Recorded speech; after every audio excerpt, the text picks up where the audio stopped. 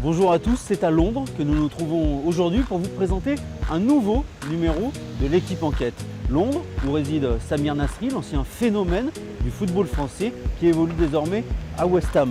L'ancien Marseillais a retrouvé un club début janvier après une période d'inactivité de 13 mois liée à une suspension pour dopage. Nouveau soubresaut dans la carrière tourmentée d'un des personnages les plus controversés de ce jeu. Pour mieux comprendre la personnalité de Samir Nasri, l'équipe Enquête est allée à la rencontre de nombreuses figures emblématiques du football français qui l'ont côtoyé, mais aussi de ses proches et de sa famille. Samir Nasri, la mauvaise réputation, un documentaire signé Fabien Toitier et moi-même, avec Charlène Ravin au montage. C'est tout de suite sur la chaîne L'Équipe. Samir Nasri, le petit crochet.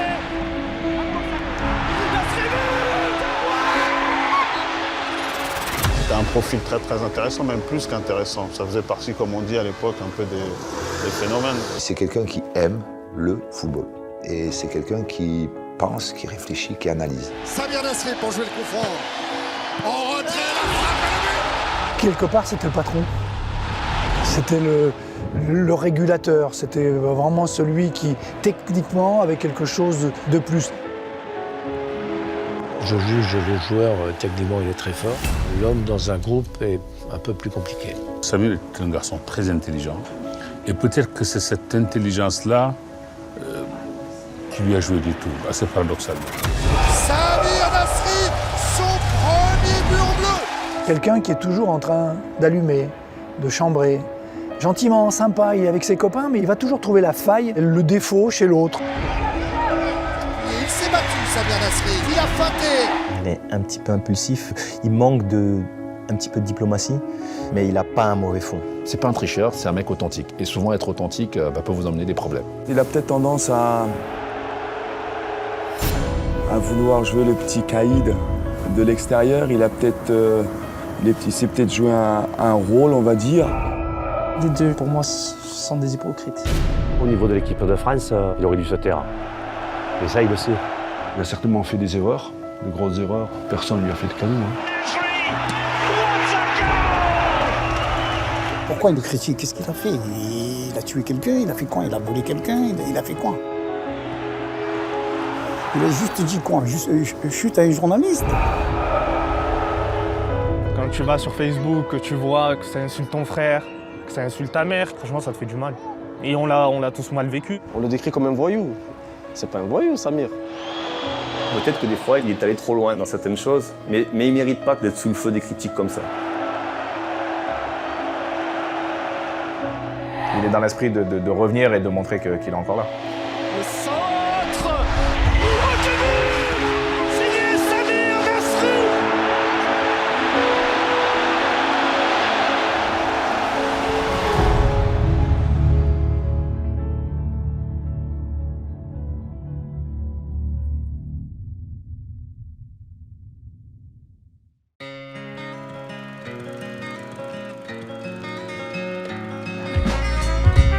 Retracer la carrière de Samir Nasri, c'est d'abord se replonger dans le Marseille de la fin du siècle dernier, et notamment l'année du centenaire de l'OM, en 1999. L'époque des Ravanelli, Dugarry, Blanc et Pires, avec Roland Courbis sur le banc de touche. Dans un stade vélodrome assourdissant de ferveur, l'équipe olympienne traverse ce printemps-là une fin de saison brûlante, à la lutte pour le titre de champion de France, et qualifié pour la finale de la Coupe UEFA. C'est derrière cette vitrine clinquante et parfois sulfureuse qu'est en train d'éclore un jeune joueur au talent immense. Samir Nasri n'a pas encore fêté ses 12 ans, qu'il constitue déjà l'une des plus belles promesses de la région marseillaise. C'est à moi c'est à moi, c'est mon petit joyau à moi. La première fois que je l'ai vu, tout de suite, j'étais revenu vers Pape où je lui ai dit vraiment là, le joueur, ça, on a trouvé un phénomène. On a vu un jeune pétri de qualité qui faisait la différence, qui était déjà capable de faire la différence et tout. Donc c'est vrai que c'était un profil très intéressant, même plus qu'intéressant. Ça faisait partie, comme on dit à l'époque, un peu des phénomènes. Un phénomène né 12 ans plus tôt, le 26 juin 1987, à Marseille.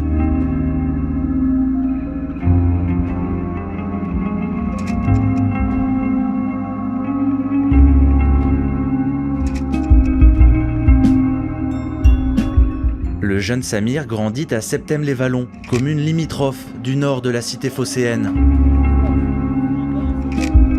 Avec ses parents puis ses 3 frères et sœurs cadets, ils habitent un 4 pièces du bâtiment E2 de la Gavotte-Perret, une cité populaire défavorisée où la pauvreté touche un habitant sur 2 selon l'INSEE.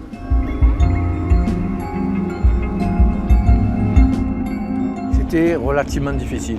Mais par contre, on s'amusait. Par pas mal d'aspects, on a trouvé des solidarités et des modes de cohabitation qui ont fait que Samir a, je pense, sur les souvenirs qu'il peut avoir de la Gavotte-Perret, que des bons souvenirs.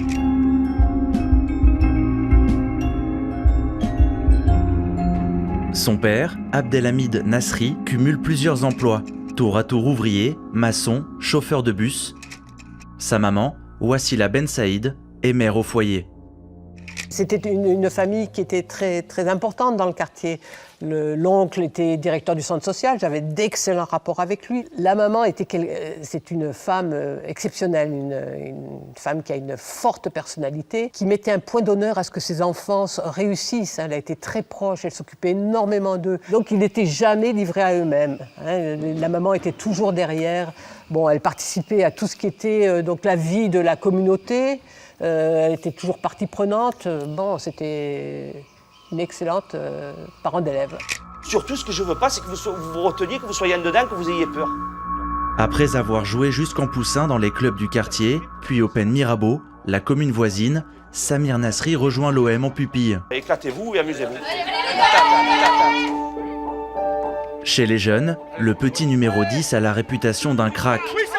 Chaque week-end, sous les yeux de son père, qui ne rate rien de l'évolution de son enfant, le garçon impressionne les observateurs par sa conduite de balle, sa technique exceptionnelle et un leadership déjà affirmé.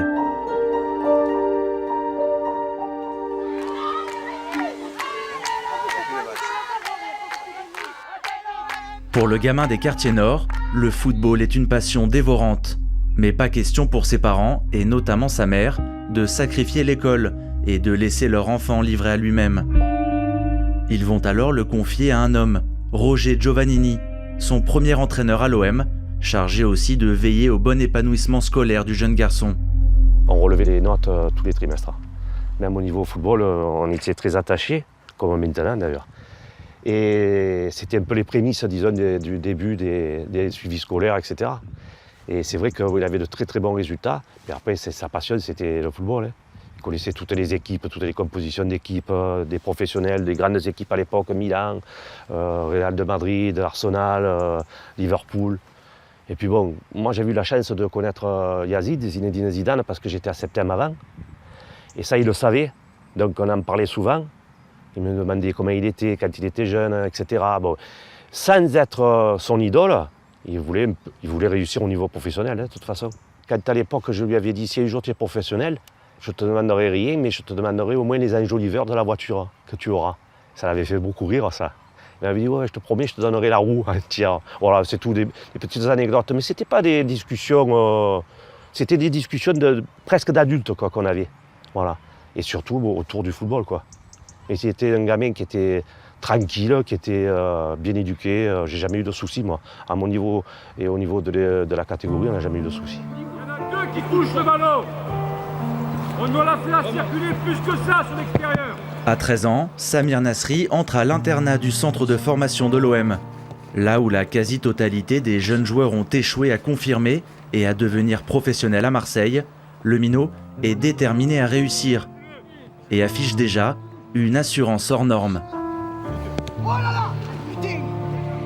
C'était déjà un jeune qui avait une grande maturité, qui était très précoce. Précoce sur le terrain, précoce en dehors. On sentait quelqu'un qui était déterminé, qui savait ce qu'il voulait et qui avait une grande confiance en lui. Ce qui est important pour un footballeur de son âge. Tous les observateurs du club s'accordent sur le potentiel rare du meneur de jeu. Son père, omniprésent, rêve de voir son fils fouler un jour la pelouse du Vélodrome. Lui, cet ancien joueur amateur brillant dont la carrière fut stoppée durant 3 ans après une violente altercation avec un arbitre. Mon père, qui était un bon joueur, c'est ce que m'ont dit les grands de mon quartier, je ne l'ai pas connu bien sûr. Mais bien sûr, il vit son rêve à travers lui, comme nous. Nous aussi, le foot, c'est un peu notre passion. Et voir quelqu'un de sa famille, quelqu'un d'aussi proche de sa famille réussir, forcément, c'est vivre son rêve à travers cette personne. International dans toutes les catégories de jeunes, Samir Nasri va connaître son premier fait d'armes lors de l'Euro des U17 en 2004. En finale, les Bleuets affrontent l'Espagne des jeunes stars barcelonaises, Cesc Fabregas et Gérard Piqué. Je me souviens de la finale contre l'Espagne, à Châteauroux. Il y a Fabregas, il y a Piqué, il y a tous ces joueurs de Barcelone. Et lui, quand je passe à côté, là, sur le banc de touche, je me dis, coach, il n'y a aucun problème, on va la gagner. Et Fabregas, qui regardait la coupe, il dit à Fabregas, non, ça ne va pas être pour toi, elle va être pour nous. Vous n'avez aucune chance de nous battre. Moi, je suis arrivé sur mon banc, j'ai dit, ils sont quand même gonflés, quoi. Je pouvais compter sur lui. Les Français s'imposeront 2-1 en toute fin de match. Et Samir Nasri inscrira le but de la victoire d'une frappe limpide. Aux côtés des Benzema, Ben Arfa ou Menez, il est l'un des visages emblématiques de la génération 87. Cette génération dorée du football français, starifiée depuis l'adolescence. Lorsqu'ils ont gagné le titre champion d'Europe, le soir, il tape à la chambre. Il me dit, coach, voilà, je vous porte le trophée pour que vous dormiez avec. J'ai dit, c'est sympa, j'ai dit, parce que ça fait quand même 2 ans que je ne vous lâche pas. Je ne vous fais pas de cadeau. Et il me dit, non, mais on vous remercie, parce que sinon, on ne serait pas arrivé. Et il me dit, par contre, à 8h au petit déjeuner, est-ce que vous pouvez le redescendre, parce qu'on va la revoir, la coupe. Et je trouvais que c'était, il y avait des relations, très bonnes relations.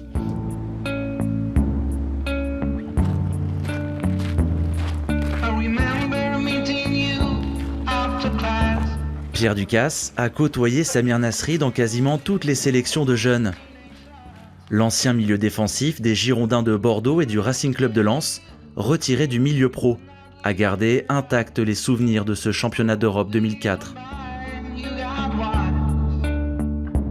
Moi je pense que à 16 ans ou 17 ans, la majorité ils vont fonctionner un peu plus comme moi. Ils vont avoir un peu de pression, ils vont dire ouais, on va jouer contre l'Espagne, il y a Fabregas, il y a Piqué, on savait déjà que c'est qui jouait au Barça. Ils n'auraient pas mis un pied devant l'autre. Nous, le fait qu'ils jouent au Barça, pour nous, c'était des génies, les types. Alors que Samir, il avait déjà parlé, il avait déjà dit à Fabregas on va vous retrouver en finale et on va vous gagner. Il était dans l'anticipation, il avait une certaine précocité, on ne peut pas le nier. Avant de remporter le titre face à l'Espagne, les Bleuets avaient affronté le Portugal en demi-finale. Ils étaient menés 1-0 au bout d'une première mi-temps indigente. L'entraîneur de l'époque, Philippe Bergerot, se souvient alors d'une mise au point musclée dans le vestiaire. Donc je rentre dans le vestiaire et je dis je vais les massacrer, quoi. Donc je rentre dans le vestiaire, je me dis non, je ne vais pas les massacrer, je vais changer de comportement. Je leur dis écoutez, ça fait 2 ans qu'on travaille sur des remontées de ballon. Là, chacun joue pour soi. Je dis vous voulez la médaille de bronze? Oui, ben, on a la médaille de bronze, rhabillez-vous. On se casse, rhabillez-vous à la mi-temps. Et je sors, je ferme la porte et je regarde à travers un petit peu la serrure parce que je voulais savoir ce qui allait se passer, quoi. Puis mon staff était sorti aussi. Et Samir et Tico ont pris l'équipe en main. Et ils ont dit non mais le coach a raison, on va repartir sur les schémas qu'on a travaillés. Et puis il y en avait un qui commençait à se rhabiller, quoi. Il avait la médaille de bronze. Alors tu m'avais demandé son nom, Joker. Parfois on était dans les chambres, Samir il venait pas raconter la petite copine qu'il avait eue il y a 2 mois à Marseille. Il venait et il parlait de foot, tout le temps. Par exemple sur le débrief d'un match, après un match, si on était dans la chambre ou qu'on discute au repas ou des choses comme ça, c'est pas quelqu'un qui faisait le con à table à faire le joyeux luron, il allait discuter, on est face à face, il allait dire putain à un moment j'ai pris le ballon, j'ai fait un truc comme ça, j'ai perdu la balle, peut-être j'aurais dû faire ça. Il parle sans attendre de réponse parce qu'il a les questions et les réponses, Samir, quand il se pose une question sur le foot. Mais il était déjà professionnel sans le savoir. Après le titre de champion d'Europe, tout va s'accélérer pour l'enfant de l'OM. 3 mois plus tard, au cœur de l'été, il signe son premier contrat professionnel à tout juste 17 ans. L'adolescent, qui s'apprêtait à passer un BEP comptabilité, disputera son premier match le mois suivant, lancé par José Anigo en cours de jeu face à Sochaux.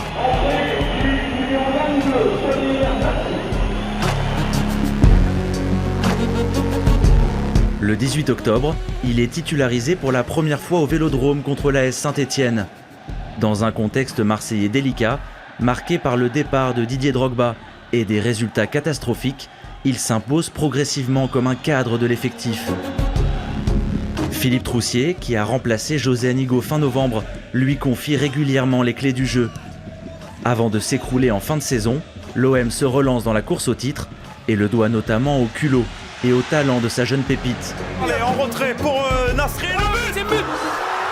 Il devient en quelques mois l'emblème de la formation marseillaise, si décrié jusqu'alors, et bonifie un effectif de stars en déclin, celui des Lizarazu, exfiltrés au mercato d'hiver, Barthez et Louis Ndoula. Pour moi, Samir Nasri a été probablement, à l'Olympique de Marseille en tout cas, un de ces joyaux sortis du centre et qui pouvait être le digne représentant précisément d'un centre dont on n'a pas toujours dit le plus grand bien. Mais le nouveau statut du jeune Marseillais va engendrer des premières étincelles. En avril, Philippe Troussier ne le titularise pas lors d'un OM PSG. Frustré, dépité, il regrettera publiquement ce choix en zone mixte. J'ai énormément de regrets. Je m'attendais à jouer ce match. Je n'ai pas eu d'explication. Dans la presse, il a dit qu'il fallait faire jouer des joueurs d'expérience. Alors je me tais. On verra la suite. Des propos inhabituels pour un garçon de 17 ans qui semble n'avoir peur de rien et qui ne s'embarrasse pas, déjà, des précautions d'usage.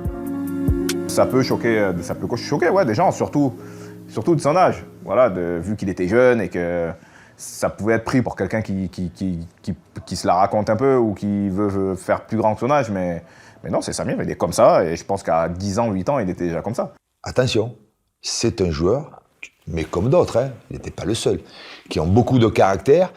Et comme je te dis, ces joueurs de caractère, quand ils jouent, ça se passe plutôt bien. Quand ils ne jouent pas, il faut faire attention.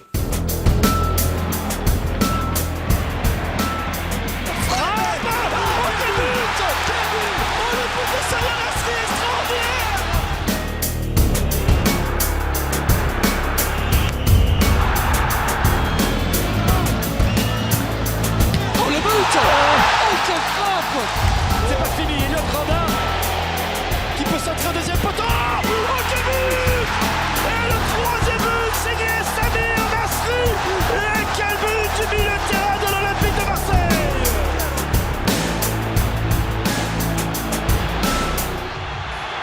Philippe Troussier partira dès la fin de la saison 2004-2005. Peu à peu, Samir Nasri s'affirme lui comme un cadre incontournable du vestiaire marseillais, renforcé par les arrivées successives de Franck Ribéry et de Djibril Cissé. Si c'est la remise pour Samir Nasri, le petit crochet, Nasri but! Porté par ses stars, l'OM progresse et finit par retrouver la Ligue des Champions. Nasri, lui, devient un joueur de plus en plus influent au sein du club.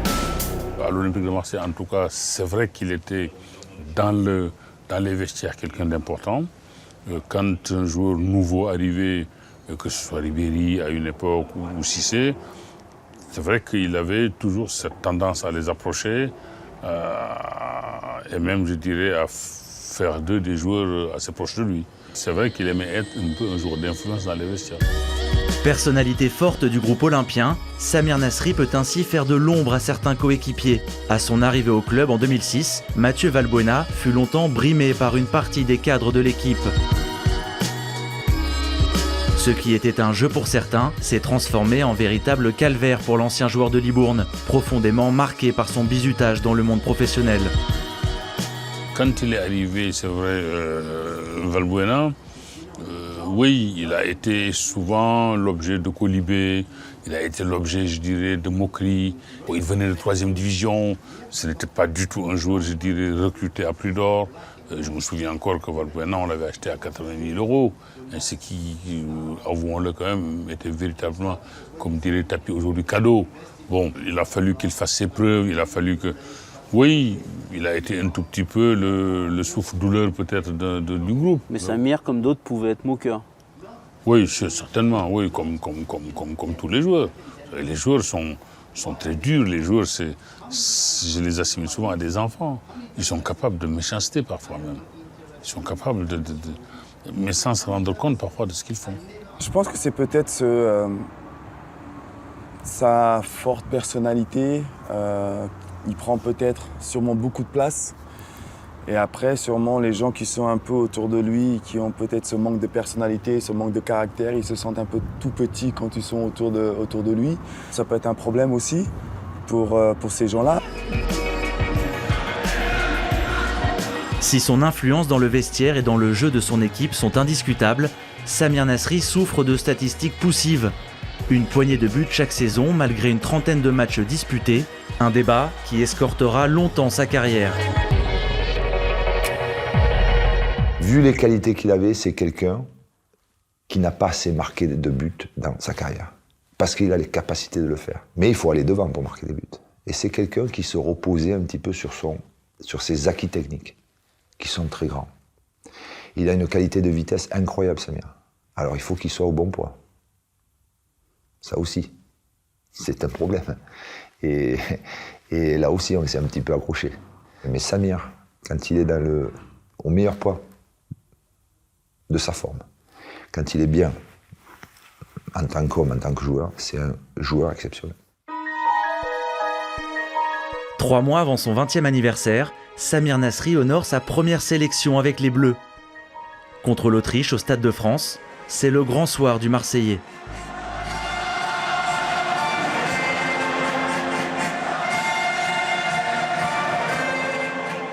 Il faisait partie de cette génération exceptionnelle. C'était vraiment entre Hatem, Karim, c'était ceux dont on parlait vraiment comme des futurs stars. Positionné en meneur de jeu par Raymond Domenech, en soutien de Djibril Cissé et Nicolas Anelka, il délivre ce soir-là une passe décisive à Karim Benzema, entré en jeu quelques minutes plus tôt. En retrait, la frappe et le but. Le début, pouvait-on croire alors, d'une nouvelle ère chez les Bleus, incarnée par ces 2 joyaux de la génération 87. C'était une évidence qu'ils allaient devenir des grands, des joueurs de haut niveau qui devaient s'installer en équipe de France durablement. Le Marseillais semble prêt à assumer un rôle prépondérant chez les Bleus. Il essaye tout seul. À Auxerre, ce 6 juin 2007, l'équipe de France joue contre la Géorgie sa qualification pour l'Euro 2008. 3e sélection et premier but, il est élu homme du match. La folie Nasri s'empare du football français. Samir Nasri, son premier but en bleu. Souvenez bien de cette date. C'est aujourd'hui à Auxerre que Samir Nasri marque son premier but en équipe de France de football. Il y a un cordon de CRS ou de flics qui doit l'aider à remonter dans la bagnole, parce que c'était la fin du rassemblement de l'équipe de France, à Auxerre, un petit stade, on est en pleine campagne. Et on le dit à cette époque-là, et c'est un peu aussi le jeu des médias, futur Zidane, ça ressemble là au niveau de l'écho médiatique, donc on est sur un joueur en devenir, avec un D majuscule. Malgré son jeune âge, quand il est arrivé en sélection, on a tout de suite vu qu'il voulait s'imposer, qu'il voulait des responsabilités, qu'il voulait un rôle important. Son jeu, sa personnalité, sa maturité séduisent autant les médias que le grand public. Interrogé sur sa qualité d'analyse, il déclarait ceci. C'est choquant pour moi quand un joueur n'arrive pas à analyser un match. C'est mon métier, autant le connaître sur le bout des doigts. C'est important de s'y intéresser, de connaître ses adversaires, d'avoir des conceptions. Depuis que je suis petit, j'achète des livres. Ça m'a toujours intéressé. Il a une très bonne vision du football, Samir. C'est quelqu'un qui aime profondément le football. Il aime comprendre les choses. Tactiquement, c'est un joueur qui réfléchit. C'est vrai que c'est surprenant, mais j'ai appris à le connaître à travers ça. Et c'est quelqu'un qui pense, qui réfléchit, qui analyse. Et surtout, un peu comme Thierry Henry, qui est un garçon qui s'est beaucoup intéressé, je dirais, à son métier. Et ça, c'est pas toujours le cas. Samir, il était capable, je dirais, de vous parler de tout ce qui se passait sur tous les terrains, aussi bien en France qu'en Europe. Je me rappelle, il avait conseillé Benassia, à un moment donné, il avait dit lui, il y a un jeune qui est là, et c'était un bon conseil. Et puis, il connaissait tous les jeunes qui étaient, c'était un copain à lui, donc c'était plus facile, mais tous les jeunes de Ligue 2 les connaissaient, il connaissait tout le monde. Il a une culture foot, c'est un passionné de foot. Et moi, ça, je respecte. Un intérêt pour le football et ses coulisses qui peut parfois tourner à l'obsession. Un jour de mars 2008, furieux après des propos tenus par Pape Diouf dans la presse, qui avait qualifié les joueurs olympiens de nabab et de vizir, il débarque avec Djibril Cissé dans le bureau de son président pour demander des explications.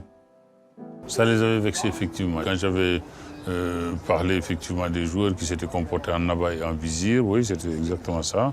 J'étais venu parce que quelqu'un leur avait dit oui, que c'était à eux que je m'adressais prioritairement, alors que ce n'était pas à eux que je m'adressais à l'ensemble de l'effectif.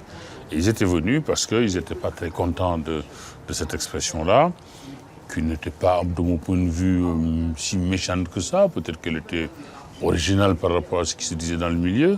C'est la seule fois où j'ai vu Samir venir effectivement dans mon bureau. J'allais presque dire pour se plaindre, mais ça n'a pas été plus loin. Ce côté frondeur, ancré en lui, va provoquer des premières secousses en équipe de France. À l'Euro 2008, où il ne dispute qu'une vingtaine de minutes cumulées contre la Roumanie et l'Italie, Samir Nasri s'accrochera sévèrement avec William Gallas et agace plusieurs tauliers du groupe. Il y avait Thierry Henry, Vieira, Makelele, Thuram, Gallas. Respecte un peu. Respecte, ça veut pas dire tire-leur les pompes, hein, c'est pas ça. Mais, mec, ils sont là avant toi.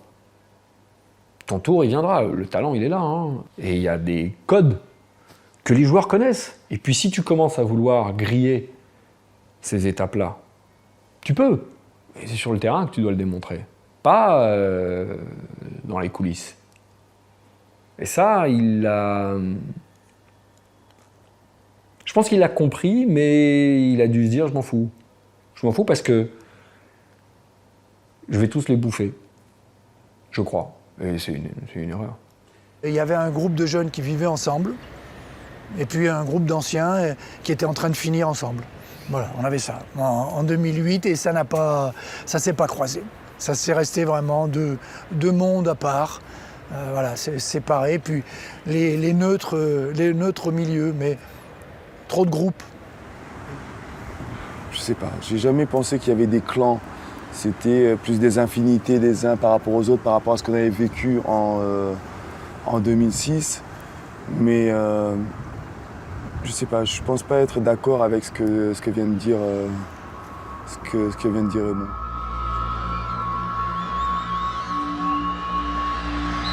C'est au cours de cet Euro qu'une scène aussi symbolique que puérile s'est déroulée dans l'intimité du groupe. Lors d'un déplacement en quart, Samir Nasri prendra la place d'ordinaire réservée à Thierry Henry. Avec autorité, William Gallas sommera le Marseillais de s'installer ailleurs, le point de départ d'une longue inimitié entre les deux hommes. L'ancien défenseur international Jean-Alain Boumsong était présent lors de cet épisode. Samir, il ne comprenait pas cela. Et on peut le comprendre, parce qu'il n'y a pas de place attribuée. Mais il y a quelques susceptibilités quand on arrive dans un groupe qu'il faut comprendre. Il y a aussi un droit d'aînesse, il y a une certaine ancienneté qu'il faut respecter. Sincèrement, je pense que c'est ridicule. Après, on peut dire oui, la place aux anciens, qu'ils s'en soient toujours au même endroit, je peux très bien le comprendre. Mais après, c'est toujours pareil, c'est comment on fait comprendre à un jeune qu'il n'est pas à la bonne place. Il y a des manières, il y a des façons de parler aux gens qui te permettent d'être respecté. Et même si on a le sentiment que c'est pas équitable, parce que quand on est en équipe de France, c'est comme ça vraiment son état d'esprit à Samir. Quand on était en équipe de France, à partir du moment où on y est, on est dans une équipe, on est tous égaux, il n'y a pas de différenciation particulière. Mais ces codes-là, ces susceptibilités-là, il fallait qu'ils les appréhendent et qu'ils gèrent au moins le temps des débuts pour ne pas offusquer certains. Il ne l'a pas fait, il a agi normalement et ça créait quelques tensions. Pour Samir, être jeune, ça ne veut pas dire être mis en retrait, hein, ça veut pas dire d'être discret ou de ne pas afficher ses idées. Je pense qu'il a du tempérament, il a du caractère, il a même du culot. Et ça peut être positif, voilà, ça peut décomplexer pas mal de jeunes. Oui. Quelques semaines après cet Euro désastreux, conclu par une élimination au premier tour, la vie et la carrière de Samir Nasri vont être bouleversées.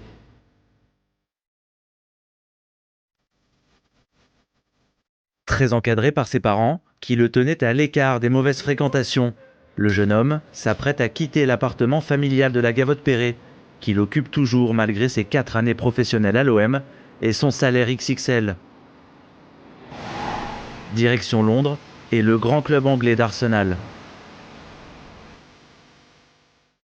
Tant que Samir était à Marseille, était ce jeune joueur que son père amenait, il y a des règles que nécessairement il devait respecter. Parce que la famille voulait que ce soit comme ça. Et je peux te dire, je peux témoigner ici de manière absolue que son père, aussi bien que sa mère, ne s'amusaient pas avec certaines valeurs. Ils étaient même, je dirais, très sévères vis-à-vis de Samir. Il franchit un pas incroyable dans sa carrière en allant à Arsenal. Là, il arrive dans le grand Arsenal de Wenger. Donc, il passe un step incroyable dans sa carrière. Mais aussi, d'un autre côté, il est un peu plus tranquille de faire ce qu'il veut parce qu'il a moins le paternel sur le dos.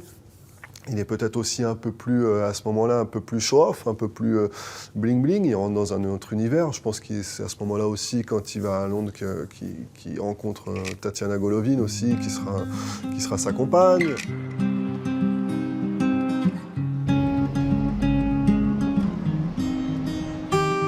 À 21 ans, il signe 4 ans chez les Gunners.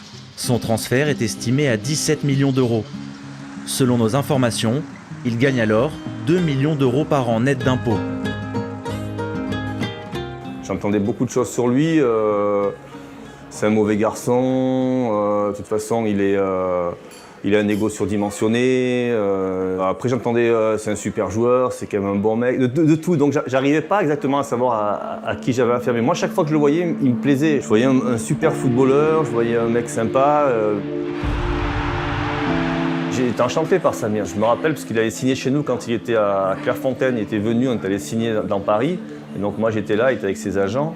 J'ai trouvé un garçon d'une grande simplicité. Arsenal est à cette période l'un des plus grands clubs de la Première Ligue. Et Samir Nasri devient rapidement un joueur incontournable de l'équipe d'Arsène Wenger.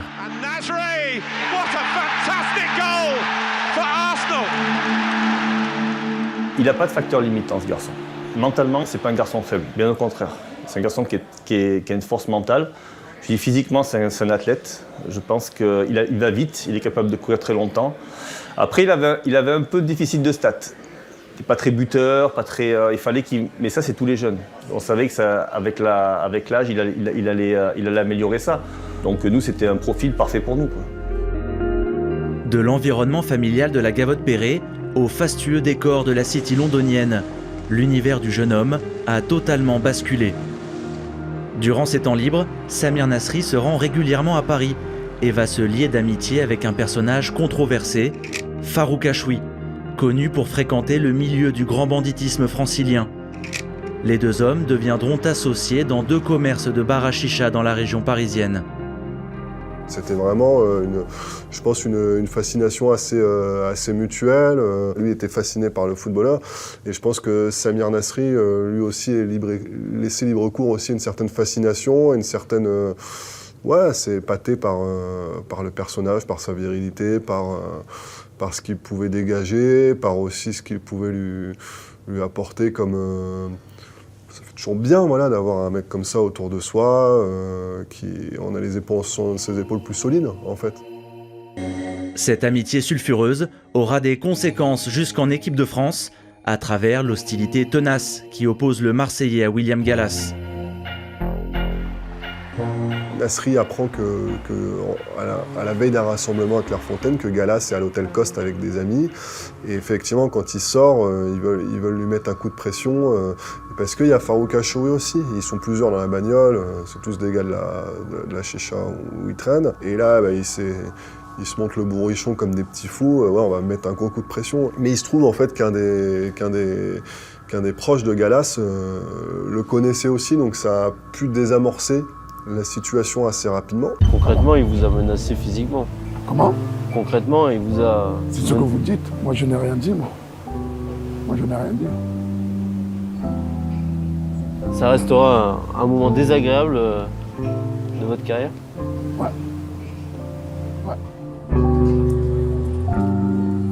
En équipe de France, Samir Nasri traverse alors une période extrêmement délicate. Entre l'Euro 2008 et la Coupe du Monde 2010, il ne dispute que 3 des 22 rencontres des Bleus, dont une seule titularisation. Raymond Domenech, qui ne supporte pas le comportement du joueur, ne le convoquera pas pour le mondial sud-africain. Le premier camouflé de la carrière du Marseillais. J'ai écarté d'autres joueurs comme ça, pour ses comportements. Il a, je pense, un peu d'orgueil qui l'a fait imaginer qu'il était supérieur aux autres, intellectuellement, techniquement, tactiquement, qu'il savait plus et que les autres c'était... c'était un peu déjoué. On a élevé des statuts qui font pas forcément beaucoup de bien, quoi. Je pense à Gallas, je pense à Henry, et ainsi de suite. Donc on élève des statuts à des joueurs, alors qu'on est dans un sport collectif, ainsi de suite, qui peut nuire sur le collectif. Là aujourd'hui, Deschamps, on l'aime, on l'aime pas, il a nivelé le tout, en fait les gars. Il n'y a plus de vedettes ici.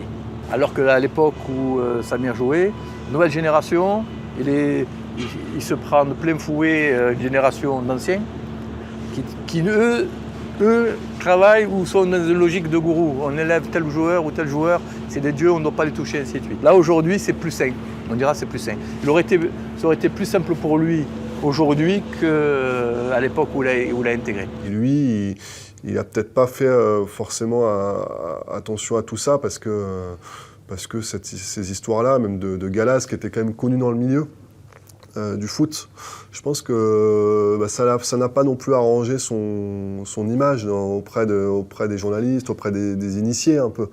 Le grand public n'était pas forcément au courant, mais voilà, dans le milieu du foot, tout se sait, les dirigeants le savent, les coachs le savent, etc. Et ces petites histoires-là, je pense que ça a pu jouer contre lui. Raymond Domenech ne lui a pas non plus pardonné d'avoir joué, selon lui, avec les nerfs de ses camarades 2 ans plus tôt. Mai 2008, le sélectionneur convoque 30 joueurs dans un groupe élargi en vue de l'Euro. Il en écartera 7 à la fin du stage à Tignes. Le jour de l'annonce, certains joueurs, dont Samir Nasri, auraient joué les apprentis sélectionneurs. J'ai su après ce qui s'était passé dans les vestiaires, mais il paraît qu'il n'était pas tout seul. Ils étaient plusieurs à avoir fait ça, frapper, alors que je devais frapper, moi, pour annoncer aux joueurs qui ne venaient pas. On devait les convoquer, on frappait à leur chambre pour leur dire de venir, pour leur annoncer, ce qui était déjà lourd. Et lui s'était amusé à frapper aux portes pour faire croire aux mecs que c'était eux qui venaient pas. Rétrospectivement, je me dis, si je l'avais su, je pense que c'est sa porte que j'aurais fermée directement, parce qu'on ne peut pas se comporter de manière aussi cruelle avec les autres. Mais bon, il n'était pas tout seul. Ça ne me choque pas, puisque Hatem, il me l'a fait, et après, il est rentré, on a discuté, il m'en a parlé, donc moi, ça ne me choque pas. S'il le faisait, il cogne, il s'en va, il y a des gens, ils font des blagues, ça peut arriver, vous avez une frayeur, et puis finalement, vous retrouvez à rester dans les 23, bon, cette frayeur-là, c'est une blague que vous ne prenez pas avec de la mauvaise manière.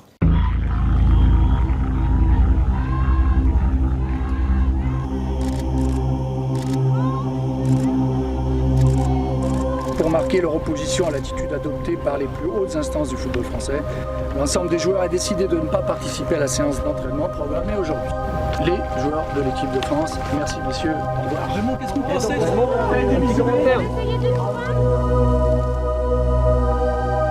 Au lendemain du fiasco sud-africain, l'arrivée de Laurent Blanc à la tête des Bleus va relancer la carrière internationale de Samir Nasri. Quand il y a le passage de témoin avec Laurent Blanc, on fait un tour d'horizon de pas mal de profils parce qu'il est plus que jamais d'actualité, sportivement parlant. Et d'ailleurs, Blanc le rappelle assez vite. Il donne un rôle important d'ailleurs pour la phase de qualif. Mais on dit attention, faut l'avoir à l'œil. On va dire que Laurent Blanc, c'est le retour des joueurs de talent. Il va chercher les joueurs de talent. Il y a une légende ou une illusion que Domenech s'est coupé des joueurs de talent. Et Laurent Blanc, clairement, il dit moi, je veux du fond de jeu, donc je vais chercher les joueurs de talent. Nasri, là-dedans, c'est un élément important. Son année 2010 avec les Gunners s'est révélée étincelante. Clever from Nasri, very clever. Brilliant play from Nasri. What a goal! Il est élu meilleur joueur français par France Football. Mais à Arsenal, le Marseillais, qui court toujours après un trophée en club, ne gagne rien. Des guerres d'ego au sein du vestiaire expliqueraient en partie ces échecs successifs, malgré la présence de grands joueurs dans l'effectif. La situation dans le vestiaire d'Arsenal était vraiment compliquée, comme si une équipe totalement nouvelle se formait, avec des joueurs qui avaient une forte personnalité. Adebayor, Nasri, Robin van Persie, Cesc Fabregas, de très fortes personnalités. Et évidemment, quelque chose n'allait pas entre Nasri et Gallas. Ils ne s'entendaient pas, ne se supportaient pas. C'est donc devenu un vestiaire très toxique, très difficile à gérer. Il n'y a aucun doute là-dessus. Arsenal avait une équipe incroyablement talentueuse, des joueurs doués, mais qui finalement ont échoué et n'ont pas réussi à atteindre les objectifs qu'ils s'étaient fixés, simplement à cause de cette dynamique pourrie du vestiaire. Cette saison-là, en mars, Laurent Blanc lui confia même le brassard lors d'un déplacement des Bleus au Luxembourg. À 23 ans, il devient le plus jeune capitaine de l'histoire de l'équipe de France. Il a besoin d'être impliqué techniquement, il a besoin d'être... Après, je ne sais pas si c'est un garçon de vestiaire qui est capable d'élever la voix, je ne sais pas si ça c'est sa vraie personnalité, je ne pense pas du tout. Je pense que c'est un garçon qui a besoin de se sentir influent techniquement dans une construction de jeu. Il a besoin d'être impliqué. Samir Nasri devient aussi, à l'été 2011, le joueur français le mieux payé au monde. Il s'engage avec Manchester City, qui verse à Arsenal 28 millions d'euros et lui offre un salaire de près de 10 millions d'euros bruts par an. Patrick Vieira, son ancien coéquipier en bleu, a participé à le convaincre de rejoindre les Citizens, malgré l'intérêt initial du rival United. Selon nos informations, son agent de l'époque, Jean-Pierre Bernès, avait même rencontré l'entraîneur de United, Sir Alex Ferguson, à Paris quelques mois plus tôt. C'était vraiment marquer l'histoire à City. Aller à United, il aurait sûrement peut-être gagné des titres, mais ça n'aurait rien changé sur l'histoire un peu de United. Mais il y avait encore quelque chose de vraiment fort à faire avec City. Et ça, il l'avait très bien compris. Nasri a été l'un des premiers gros transferts après le rachat du club par Abu Dhabi. Il venait d'Arsenal et selon certaines rumeurs, il était tout proche de signer à Manchester United. Finalement, il est venu à City. C'était vraiment un transfert énorme pour nous.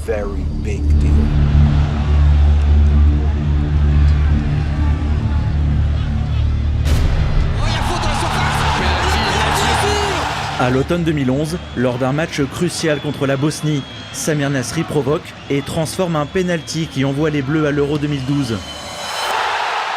Le Mancunien prend de l'épaisseur au sein du groupe France. Mais partout où il passe, Samir Nasri continue de susciter le débat. Avant l'Euro, il est invité à participer à une réunion avec le président de la fédération, aux côtés d'Hugo Lloris et Alou Diarra, deux cadres de l'ère Laurent Blanc. Il est notamment question des primes qui seront attribuées aux joueurs. Selon nos informations, Lloris, qui apprécie déjà très peu Nasri, a des doutes sur les bienfaits de sa présence. Ces craintes se confirmeront au moment de parler argent. Nasri, en désaccord avec son président sur un point, ne mâche alors pas ses mots envers Noël Le Graët.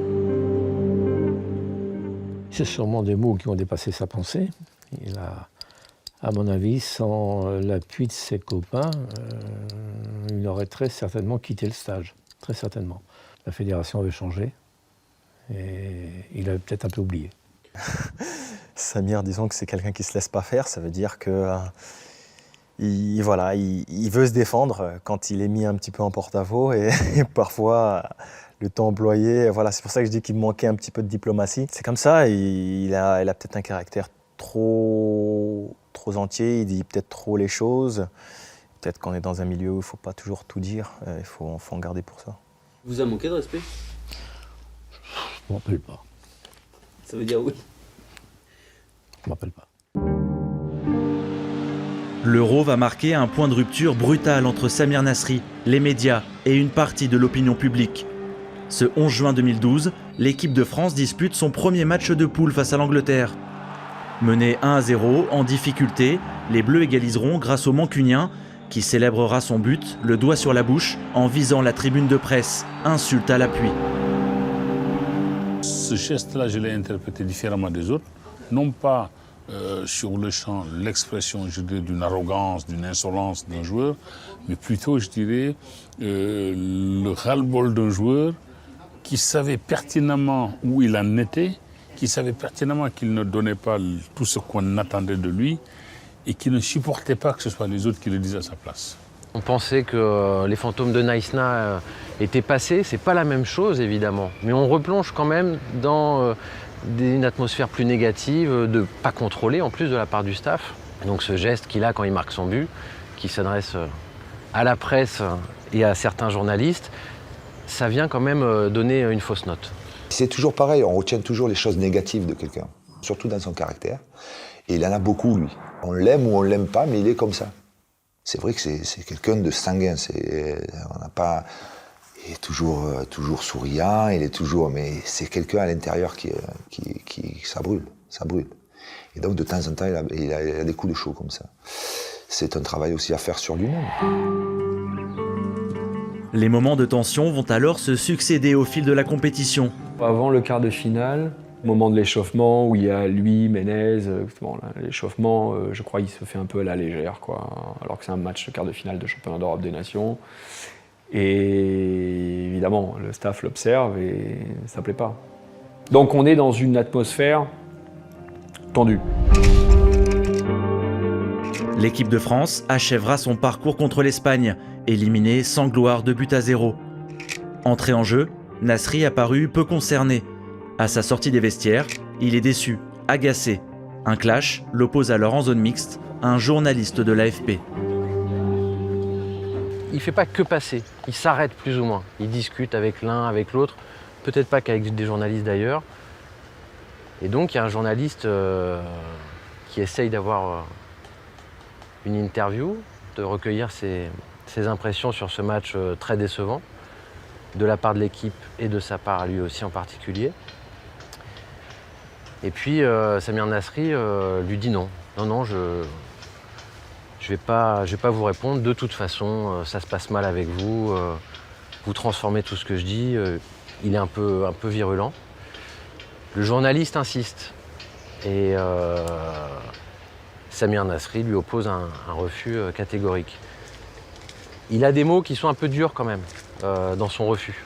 Et puis, il traîne dans cette zone en fait. C'est vrai que c'est un peu paradoxal. Et là, le journaliste dérape et lui dit bah, si t'as rien à dire, si tu parles pas, casse-toi. Nasri semble marqué par cette invective. Dans un premier temps, il s'en va et en fait, il revient tout de suite. Et là, ça dérape à son tour. Et il a des mots très durs à l'égard du journaliste et insultants. Il a eu un impact négatif, pourquoi? Parce qu'il s'est attaqué à la seule institution qu'il ne faut pas s'attaquer, à la presse. Là, si tu es cash, ça va te soulager, ça va peut-être te faire plaisir, mais il va falloir en payer les conséquences. Point.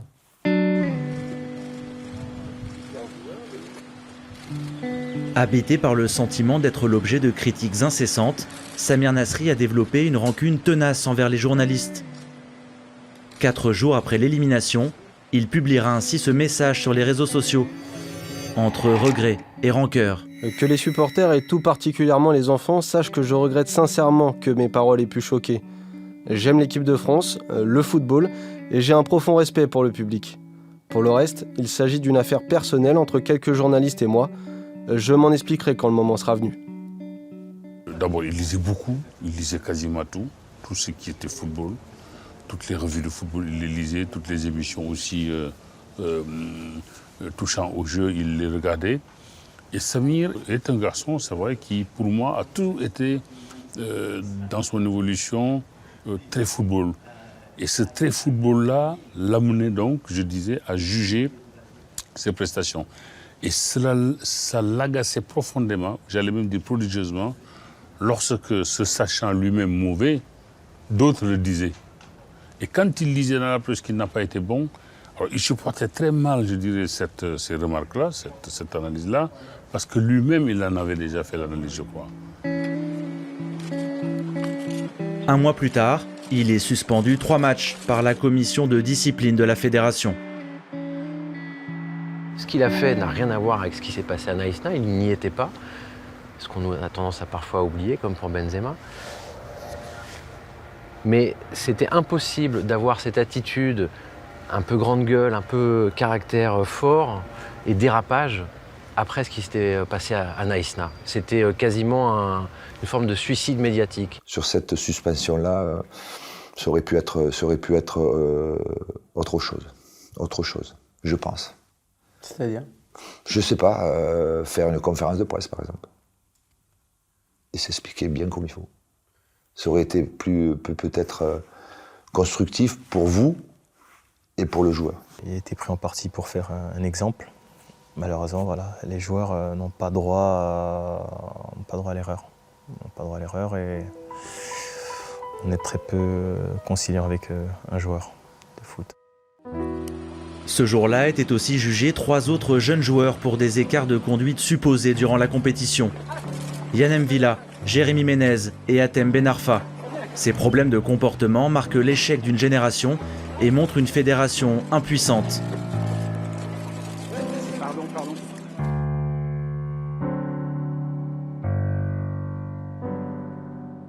Maître Carlo Alberto Brusa était à l'époque l'avocat de Jérémy Ménez. Il est devenu au fil des années le conseiller de Franck Ribéry, Laurent Blanc et Didier Deschamps. C'était la première génération post-98 de grands joueurs, de bons techniciens, de très bons. Et immédiatement, la presse en a fait écho, mais dans une forme de starification que j'appellerais débridée. Aujourd'hui, ce n'est plus le cas. Même au niveau de l'équipe de France, il y a une structure de communication, de gestion, d'accompagnement qui a été améliorée depuis Naïsna, depuis le championnat d'Europe, la Coupe d'Europe. Et ça, ce sont des choses très importantes. Et au niveau des clubs, pareil. Je pense qu'ils ont manqué d'accompagnement. L'équipe de France, à cette période, a eu pas mal de responsabilités aussi. Parce qu'à partir du moment où il n'y avait peut-être pas l'organisation autour de l'équipe qui permettait aux joueurs de bien vivre ensemble, rendait les choses beaucoup plus difficiles. Et je pense que ce manque de règles de vie a fait que ce groupe de joueurs ou cette génération de joueurs ont eu du mal à vivre ensemble. Laurent Blanc quittera ses fonctions de sélectionneur à la suite de cet Euro, décevant au niveau sportif, chaotique sur le plan de l'image. L'ancien défenseur des Bleus a accepté de revenir sur sa relation agitée avec Samir Nasri, envers qui il ne conserve aucune amertume. La plupart des gens se disent que tu n'as pas un bon souvenir de lui. Or, c'est l'inverse. Bah oui. Pourquoi? Je sais rien. Alors, au niveau tu sais très bien, au niveau peut-être de la communication, on n'est pas peut-être des communicants hors pair où on dit certainement les choses. En tout cas, on s'est dit les choses nous en face. C'est ce qu'il y a de plus important. Et c'est pour ça que je pense que moi j'ai beaucoup de respect pour lui et lui il a du respect pour moi. Parce qu'on s'est dit les choses non pas à travers les médias, on s'est dit les choses en face. Et ça, c'est quelqu'un qui aime ça. Et moi j'aime ça aussi. Parce que souvent je me suis expliqué avec les personnes. Après la communication tout autour, on ne la maîtrise pas. Tu es bien placé pour le savoir. Été 2012. Une nouvelle ère s'ouvre en équipe de France avec la nomination de Didier Deschamps. L'ancien capitaine des Bleus promet de rétablir l'ordre après des années d'errance et de nouveaux soubresauts qui ont terni le bon travail effectué par Laurent Blanc.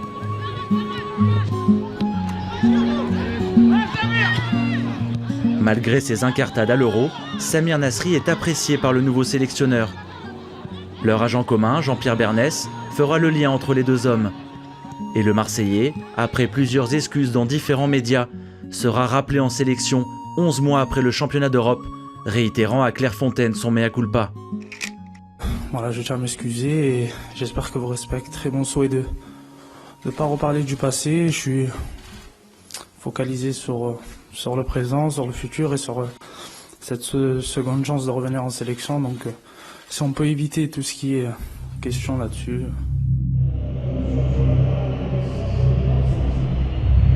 Contre la Belgique, au cœur de l'été 2013, il signe son grand retour. Il a 26 ans, 36 sélections et l'avenir devant lui. Nasri arrive comme un débutant, presque comme un nouveau en équipe de France, mais il va vite retrouver une place dans le groupe qui sera plus forte que n'est son vrai rendement en équipe de France. Et septembre, octobre,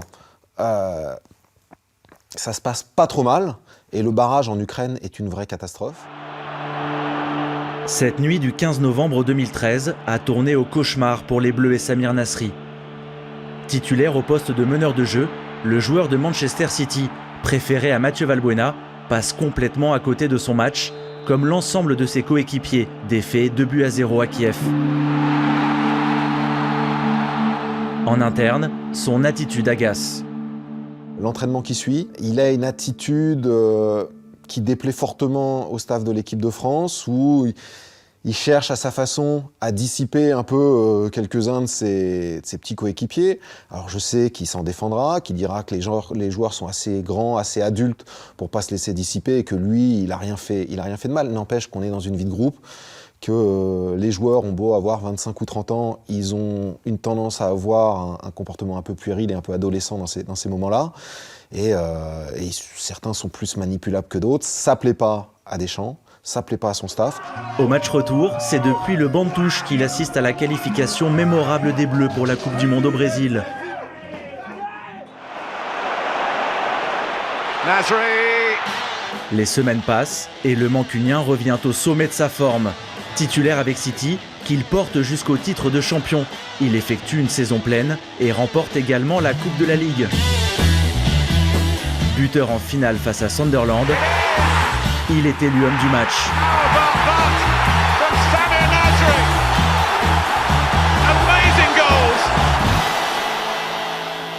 C'était sa meilleure saison parce que tu sentais que les joueurs lui faisaient énormément confiance. Les joueurs lui donnaient le ballon tout le temps. Il avait une certaine liberté sur le terrain d'aller un peu partout et il s'entendait super bien avec David Silva et sur le terrain on avait l'impression qu'il y avait deux magiciens sur le terrain. Épatant avec City, il ne sera pourtant pas convoqué par Didier Deschamps pour la Coupe du Monde au Brésil, malgré le lobbying effectué par Jean-Pierre Bernès. Ce dernier, désormais fâché avec son ancien client, dont il ne veut plus parler, ira jusqu'à se brouiller momentanément avec Deschamps lors d'un dîner avec leurs épouses respectives. Mais rien n'y fera. Le sélectionneur refusera d'échanger avec Nasri et lui préférera notamment Clément Grenier. Il justifiera ainsi son choix sur le plateau de TF1. Il l'a dit lui-même, il n'aime pas être remplaçant, et je peux vous le dire, ça se voit. Un sélectionneur pense à un collectif, à construire un groupe. On est parti sur une aventure qui va durer 6 semaines au minimum. Vivre ensemble sur une aussi longue période demande des qualités humaines. En sélection, quand tu pars sur une Coupe du Monde ou sur un Euro, il faut être sûr des gens avec qui tu vas t'embarquer sur le bateau. Il n'y aura pas d'escale, il n'y aura rien. C'est un garçon qui est bien élevé, entendons-nous. Hein, c'est pas, j'ai pas décrit un petit voyou, loin de là. Mais c'est un garçon qui a du mal à avoir une ligne de conduite et il est très instinctif, très réactif et visiblement pas toujours dans le bon sens. Se priver de Samir Nasri fut sans doute le premier choix majeur de Didier Deschamps dans la constitution d'un groupe plutôt qu'une somme d'individualités. Selon nos informations, le Basque, qui n'a pas souhaité participer à ce documentaire, reprochait aussi à Nasri d'avoir une influence négative sur Franck Ribéry, ce qui irritera au plus haut point le Munichois, vexé d'être considéré par le sélectionneur comme la marionnette de son coéquipier. Il ne faut pas dire qu'il mettait le bazar, non plus, il ne faut pas exagérer. Les hommes ne sont ni mauvais à ce point-là, ni bons à ce point-là, mais un grand joueur, il faut être complet, il faut un petit peu aimer les autres, s'aimer peut-être un peu moins, être un peu plus collectif et peut-être un peu plus respectueux. Alors vous avez deux types de joueurs. Vous n'avez pas 3, vous n'avez pas 4. Il y a le mec qui veut jouer et que quand il joue pas, il n'est pas content. Et ça, c'est 90 ou 95% des joueurs. Et vous avez effectivement des joueurs, mais ça représente rien du tout dans un groupe, qui se disent « je suis là, je suis content d'être là, bon, je vais faire mon possible, mais je suis là pour le groupe ». Ah, ceux-là, ils sont super. Mais c'est pas la totalité de votre groupe, ça représente 2 ou 3 joueurs. Alors il faut les avoir, parce qu'ils arrivent à maîtriser l'ambiance général du groupe. Mais les joueurs de caractère, c'est la base d'une équipe, à mon avis. Et Samir fait partie de cette caste-là. Pour moi, Samir Nasri et Nicolas Anelka, il y a beaucoup de similitudes. Je peux vous dire que je préférais avoir Samir Nasri, Nicolas Anelka dans un vestiaire plutôt que certains joueurs. Je peux vous assurer. Pourquoi ? Parce que ces joueurs-là, quand ils ont quelque chose dans leur tête, vous le savez, vous allez le savoir, assez rapidement. Malheureusement, ils vont pas, quelquefois, ils ne vont pas le faire avec le tact adéquat, mais vous allez le savoir. Contrairement à un certain nombre de joueurs, je peux vous assurer, ils vont vous faire des sourires de façade, mais derrière, ils vont vous planter. La situation va considérablement se crisper entre le sélectionneur et Samir Nasri. Sa compagne, la mannequin britannique Anara Attan, insultera Didier Deschamps sur les réseaux sociaux, mécontente de la non-sélection de son conjoint. Deschamps, par la voix de son avocat Maître Brusa, portera plainte auprès du tribunal de grande instance à l'encontre de la jeune femme pour injure publique, avec constitution de partie civile. On n'est pas là pour rechercher nécessairement des sanctions. On est là surtout pour retrouver la paix et la sérénité. Et les choses ont évolué, effectivement, quand le temps, je dirais, s'est écoulé. M. Nasri a réfléchi et des excuses sont arrivées. C'est pour cette raison qu'ensuite, nous n'avons pas amené la plainte jusqu'au bout et nous nous sommes désistés et chacun a retrouvé son chemin. Après Raymond Domenech, c'est donc avec Didier Deschamps que les relations sont devenues exécrables. Il faut le dire, que ce soit Deschamps ou Domenech, ce ne sont quand même pas non plus des agneaux. Ce sont des gens capables, je dirais, de provocation, pas de manière maligne ou je ne suis pas en train de critiquer leur méthode, mais il faut reconnaître simplement que ce sont là deux coachs, je dirais, qui avaient quand même une certaine forme de caractère, une certaine forme d'intelligence aussi, qui se heurtait à celle de Nasser, à celle de Samir. Donc forcément, oui, qu'il y ait eu des étincelles, à la limite, c'est pas très étonnant. Si son histoire avec l'équipe de France est au point mort, sa cote en Première Ligue demeure intacte. Le 10 juillet 2014, à 1 an de la fin de son contrat, Samir Nasri prolonge son bail avec Manchester City jusqu'en 2019. Selon nos informations, il gagne alors 8 millions d'euros net d'impôts, un salaire faramineux. Un mois plus tard, à 27 ans, il annonce dans les médias britanniques qu'il met un terme à sa carrière internationale. L'épilogue d'une histoire en bleu, à jamais inachevé pour le petit prince de Marseille. Il s'était confié à nos caméras quelques mois après cette décision. Est-ce que la pire des choses pour vous, c'est finalement qu'il ait refusé de vous parler ? Tu fais ton choix, ok, je l'accepte, mais tu peux me donner une explication. Surtout que j'ai tout fait. Avec Jean-Pierre Bernès, il lui a dit, prends un avion, il vient te voir où tu veux. Votre agent ? Oui. Commun ? Commun. Normalement, les choses doivent être beaucoup plus facile. Mais bon, bref. Il prend un avion, il vient te voir.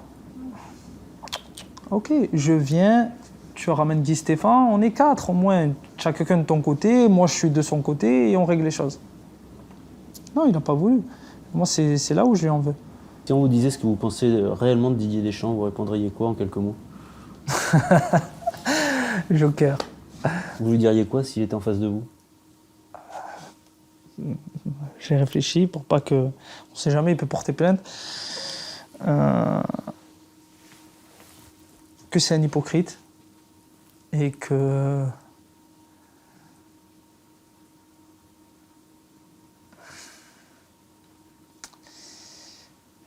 Et qu'il aurait dû se comporter en tant qu'homme et assumer ses choix. En assumant ses choix, en me disant, écoute, c'est comme ça, c'est comme ça, c'est comme ça, tu viens pas et t'es pas content, et ben tant pis. Mais au moins avoir une discussion en tant qu'homme. Et Noël Le Graët, s'il est en face de vous ? Pareil. Hypocrite, ça veut dire quoi ? L'imposer, lui dire qu'il est le plus beau, le plus gentil, le plus merveilleux, qu'il a les gens les plus stupides autour de lui et lui le meilleur. Non, j'ai jamais cru ça. Durant cette période, Samir Nasri diffuse alors l'image d'un personnage déplaisant. L'hebdomadaire VSD publiait à cette époque un classement des personnalités sportives les plus agaçantes pour les Français. Avec 67% des sondages, Franck Ribéry arrivait en tête de ce sondage, juste devant Samir Nasri et Nicolas Anelka. L'infréquentable Dans son quartier d'enfance, l'incompréhension se mélange à la colère lorsque l'on évoque l'image écornée de Samir Nasri. Djeloul Ouaret est un personnage emblématique du centre social de la Gavotte-Perret. Tout à 1 euro, on prend. Tout à 1 euro, on prend. Un des tontons à Samir Nasri ici. D'accord. C'est Jamel. Donc tu as toujours sa famille qui vit ici? Il connaît parfaitement la famille Nasri. Au bout de quelques minutes de discussion, nous croisons Jamel Nasri, l'un des oncles paternels de Samir. Immédiatement averti de l'objet de notre reportage, il se livre spontanément. On ne comprend pas, on ne comprend plus. Bon, de toute façon, on ne se pose même plus de questions. C'est-à-dire, on ne comprend pas. Tout ce qui lui tombe dessus, quoi. C'est beaucoup. Franchement, c'est beaucoup. C'est malheureux d'en venir là, oui, mais je pense que par moment, je dis oui, il y a un délit de faciès. C'est un gamin protégé dans son environnement familial. Moi, je te mens pas. Ça va peut-être lui déplaire de l'entendre dans ça, mais c'était la réalité. Tu peux pas te dire, putain, je viens de quartier, de machin. J'ai même pas eu le temps de vivre ça. Il a été condamné. Déjà, tout gamin, il a été condamné à cette pratique, cette irrégularité, cette dimension familiale, cette discipline familiale. Il n'a pas eu cette chance-là. Je dis, d'avoir une vie peut-être épanouie de gamin, mais par contre, si on cherche à quoi l'étiquette de jeune de quartier, machin, ils se sont trompés avec lui parce que c'était un fils à papa. Les polémiques continueront sans doute longtemps d'escorter le chemin de Samir Nasri. C'est auprès de sa famille, qui habite toujours la région marseillaise, que le jeune homme vient régulièrement se ressourcer. Je suis l'infréquentable, pourtant j'ai des millions de followers. Je suis bankable, infréquentable.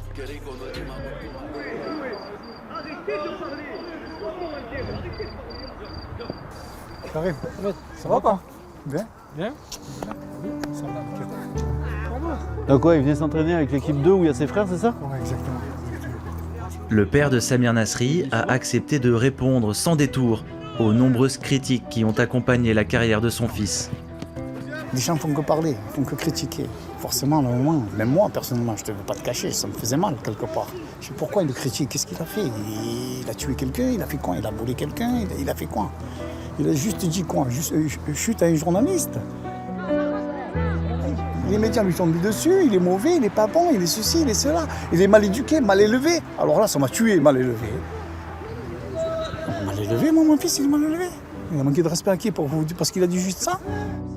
D'ailleurs, le journaliste, il m'a appelé, ce journaliste, pour me dire oui, écoutez, moi je vous écoute, mais honnêtement, c'est pas moi qu'il aurait fallu appeler, c'est le concerné. C'est à lui que vous devez des excuses, si vous devez faire des excuses, et lui peut-être va vous faire aussi des excuses, et ça s'arrange là, ça s'arrête là. Il m'a dit, moi j'ai pas voulu que ça se propage autant que ça par rapport à... Parce que c'était rien du tout, il m'a dit des mots, je lui ai dit des mots, c'est une histoire d'homme, c'est ce qu'il m'a dit le journaliste. Hein. Est-ce que lui il a fait son autocritique aussi? Mais bien sûr, il m'a dit moi aussi, papa m'a dit je suis pas tout rose non plus, j'ai eu mes écarts, il y a peut-être, mais je te dis, il a eu des comportements parce qu'il y a eu des situations qui ont fait qu'il a réagi. Parce que c'est pas un garçon bassin, c'est pas un garçon qui manque de respect aux gens. Ça c'est certain, c'est sûr certain. Il va pas insulter les gens, il va pas se battre avec les gens pour un an. D'ailleurs, il s'est jamais battu. J'ai pas le souvenir où il y a eu une bagarre avec qui que ce soit. Oui, il y a eu des petites broutilles, mais c'est des broutilles de l'Olympique de Marseille que comment ça s'appelle, Mathieu est venu raconter. Et encore, c'était même pas Samir, c'était Franck qui lui faisait des petites misères. Mathieu Valbuena, oui. Ouais, il lui faisait des petites misères, il mettait du sel dans les chaussures, il lui chiait dans les je sais moi, il faisait plein de bêtises. Mais est-ce que pour autant, c'est Samir? Non, c'est pas Samir. Samir, il rigolait, mais ça lui faisait rire. Comme tout le monde rigolait, ça lui faisait rire. Et pourquoi tu t'acharnes comme ça? Parce que c'est son ami, c'est son pote. C'était des potes à l'époque, à l'Olympique de Marseille. Ouais, c'est ça, je comprends pas. Non, moi, enfin, comme je t'ai dit, les gens, tu pourras jamais les empêcher de parler.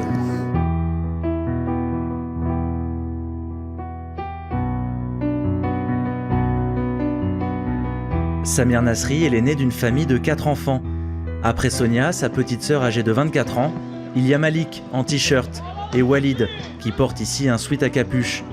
Les jumeaux, 20 ans, tous les deux étudiants à la fac de lettres d'Aix-en-Provence. Comment vous avez vécu les polémiques qu'il y a eu au cours des dernières années autour de Samir, autour de l'équipe de France, etc. Plutôt mal. Hein.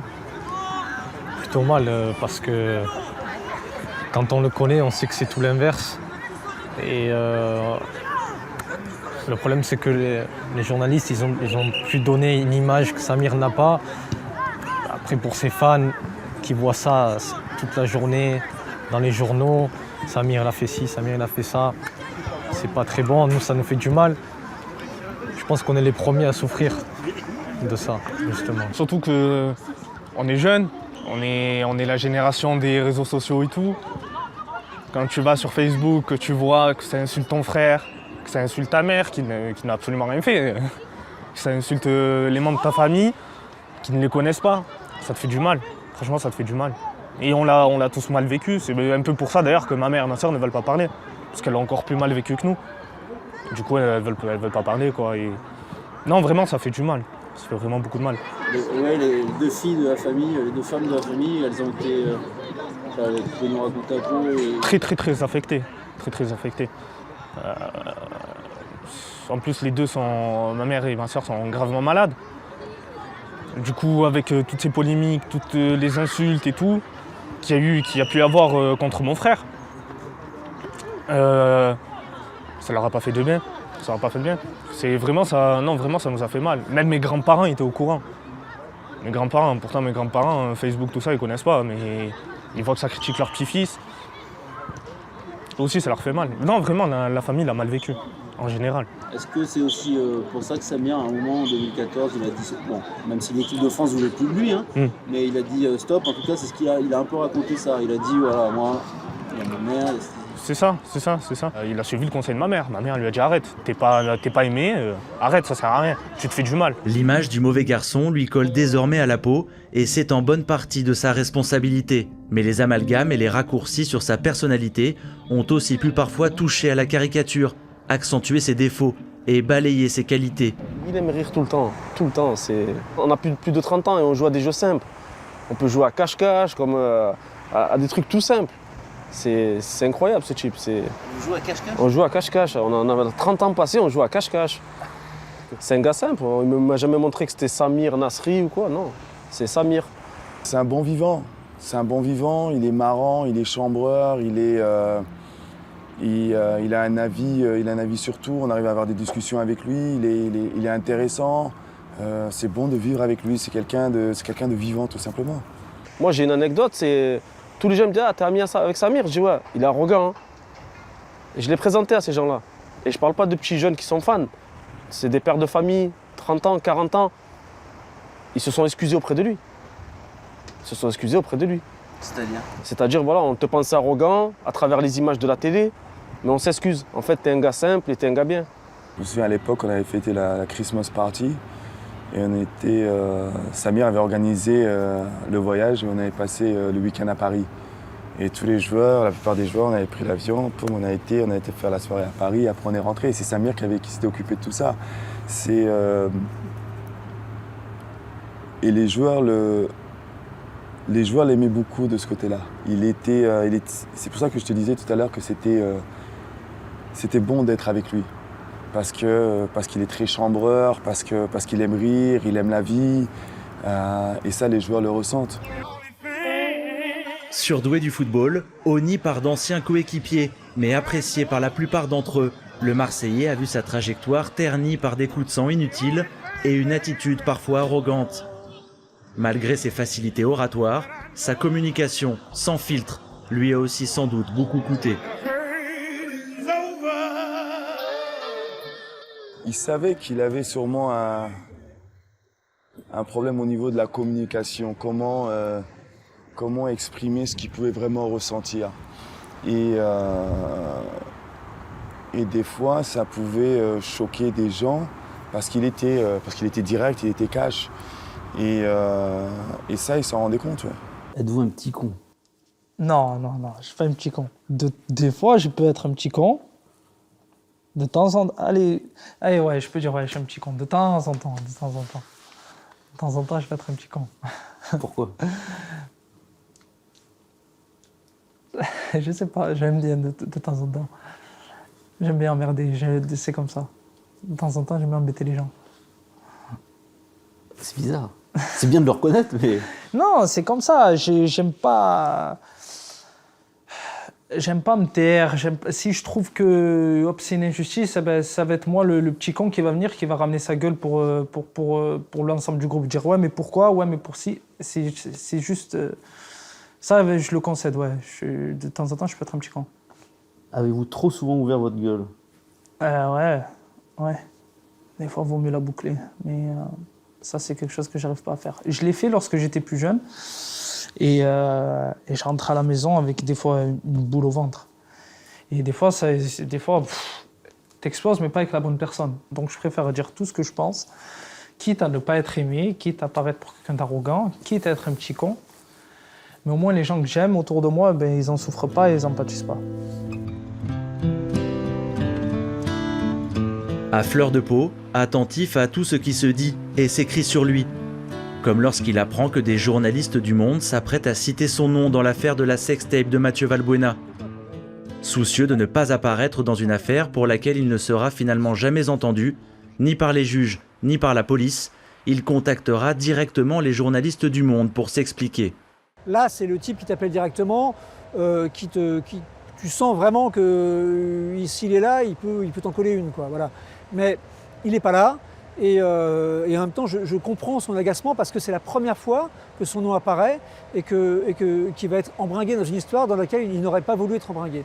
Il a modulé son discours, donc il est malin. Et bon, moi qui suis le football depuis très très longtemps, je connais son histoire par cœur à Nasri et je sais exactement ce qu'il est, c'est-à-dire quelqu'un d'effectivement malin, quelqu'un qui traîne avec des gens peu recommandables, mais qui essaie de s'en extirper à chaque fois et qui s'en sort à peu près correctement à chaque fois. Il traverse à ce moment-là la pire période sportive de sa carrière. Blessé, il est privé de compétition de la mi-octobre jusqu'au printemps. L'été suivant, il revient de vacances avec quelques kilos en trop et est exclu du groupe. Mais il les perd et Pep Guardiola souhaite alors le conserver. Samir Nasri décide pourtant de rejoindre le FC Séville en prêt.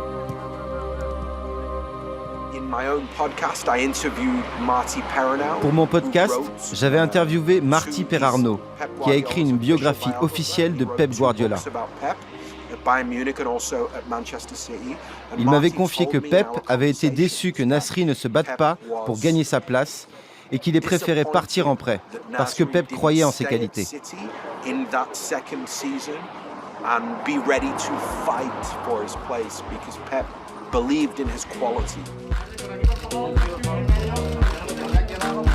La vie espagnole, le jeu espagnol, le rythme, c'est tout ce qui lui convenait. C'était parfait pour lui. À Séville, on assiste à la renaissance du français. Mais après une première partie de saison enthousiasmante, il commet une nouvelle erreur.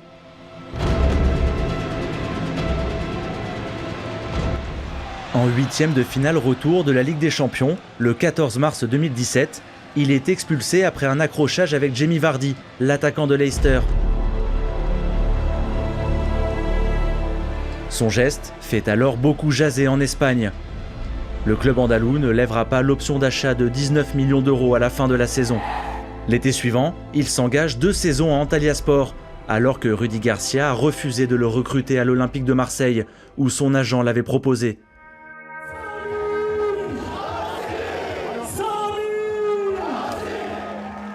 L'aventure sera brève. Après seulement 6 mois et 8 matchs disputés, il rompt son contrat avec le club turc, plongé dans une crise institutionnelle.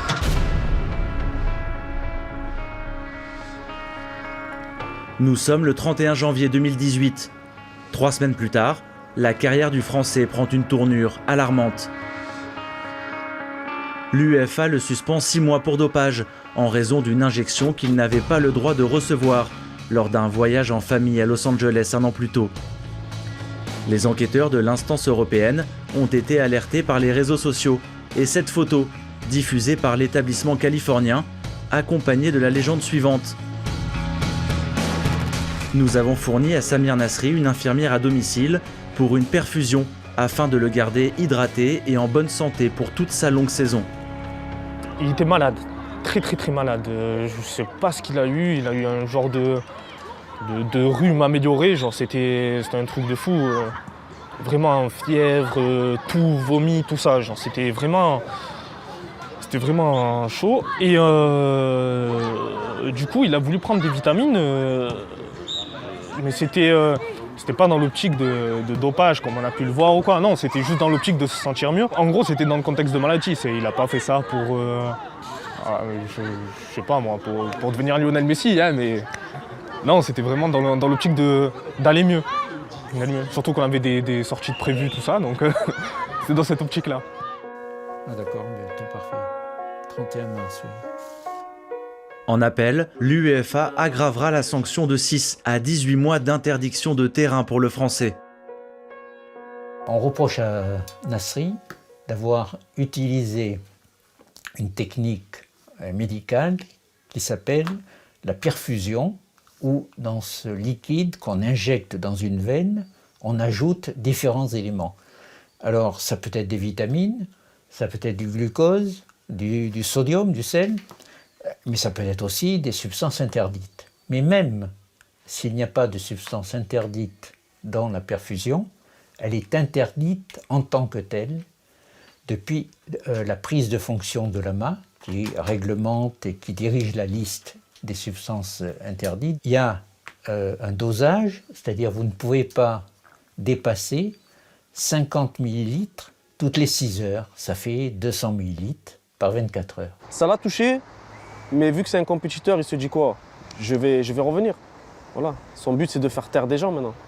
C'est de se prouver à lui-même qu'il n'est pas fini et qu'il va faire de belles choses. Il fait un peu amateur dans l'histoire, car personne ne peut vous épingler pour une perfusion.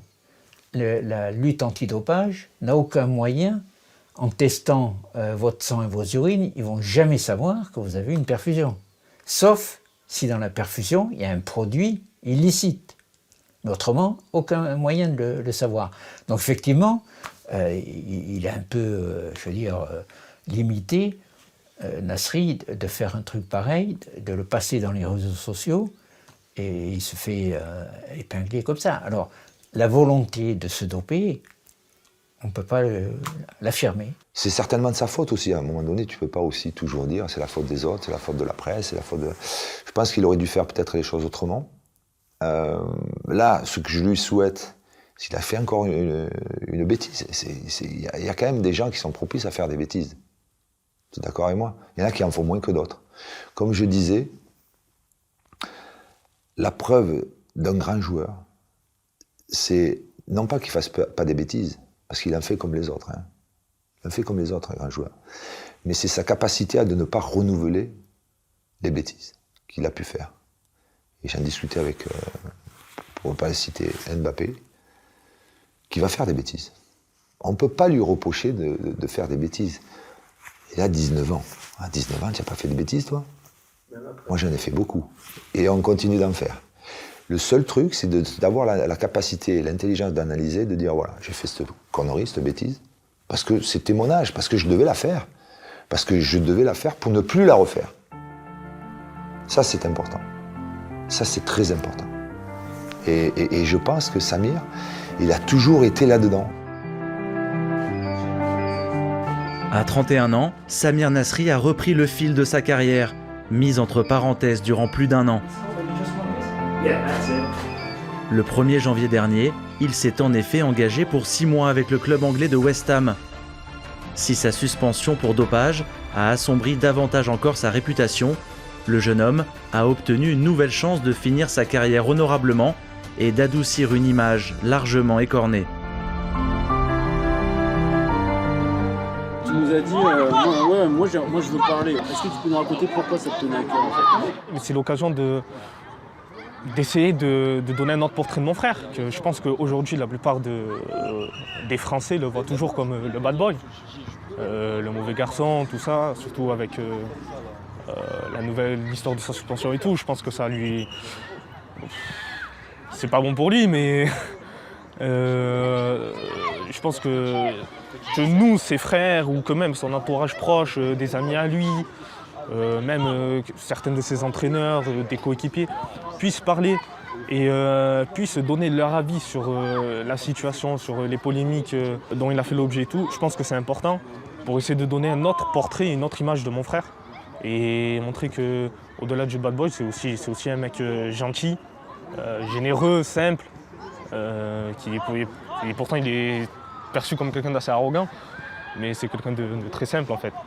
Est-ce qu'à un moment vous vous êtes dit aussi qu'il avait commis des erreurs? Bien sûr. Ça reste un homme. Peut-être que justement, quand on parlait de diplomate, il aurait pu l'être des fois, sûrement. Après, Samir, il passe pas par 4 chemins. Et ça, moi, c'est un caractère que j'apprécie. Il y en a qui vont pas aimer. Il y en a qui vont pas aimer, mais au moins, ils peuvent se regarder dans une glace. Tout simplement.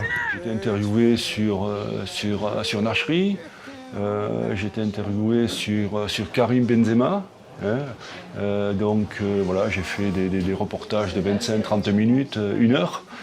Et comme j'ai dit du bien, c'est jamais passé, quoi. Alors j'espère simplement, Sébastien, que ça passera. À Londres, Samir Nasri, devenu papa d'un petit garçon pour la première fois l'an dernier, est convaincu de retrouver son meilleur niveau. Clivant, singulier, l'homme a toujours détonné dans le milieu du foot, par ses frasques et ses coups de sang, mais aussi pour son charme et son talent. Réaliser son portrait, c'est se confronter à un personnage clair-obscur. Un personnage qui divise, agace, fascine. Une chose est sûre, Samir Nasri ne plaira jamais à tout le monde.